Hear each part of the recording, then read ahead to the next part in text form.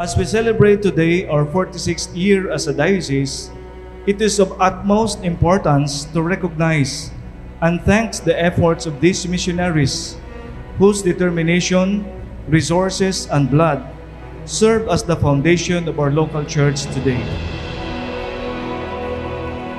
Kitang tanan nga nagkatigom dinhi, bunga sa paningkamot sa nahiuna kanato, sa atong duha ka mga obispo, sa atong mga leaders sa simbahan nga nahiuna kanato, mga kaparian ug mga laygo.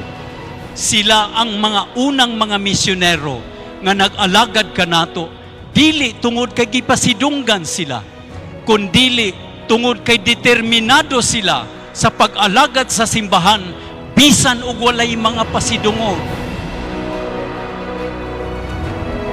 I consider it an honor and privilege to share with you a glimpse of the sacred history of our diocese.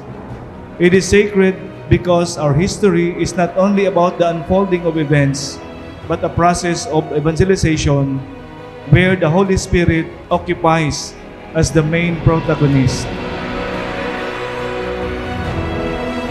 Nalipay kayo ako nga kung magbalik lantaw ako sa atong mga nangagi nga mga selebrasyon, dili inguni ini kabuhi ang atong katawhan nga motambong. Matag tuig mag-anam kita og kadaghan. Nindot kaayo tan-aw.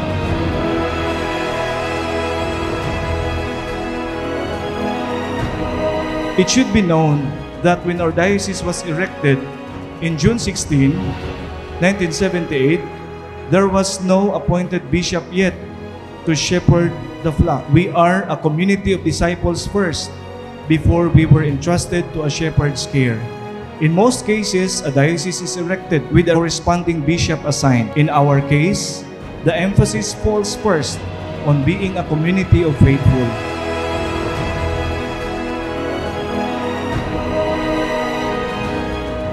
If you look around, there are still more than 1,000 vacant seats around the cathedral.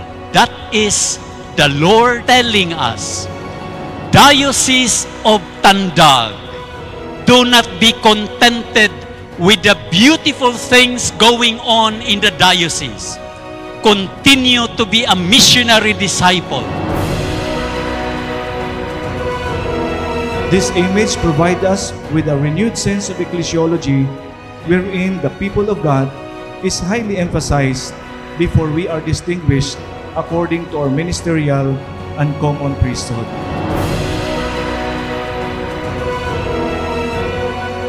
The arrival a bit later of Bishop Amantilio, followed by Bishop Ochimar, and now with our dear Bishop Raul Dael, completed and connected our identity with the Universal Church, the Apostolic Succession, and the Orthodoxy of faith. We thank them meaningfully by continuing their works with equal zeal and dedication. We realize that in all their sacrifices, the hand of God guided them in planting and cultivating the seed of the gospel.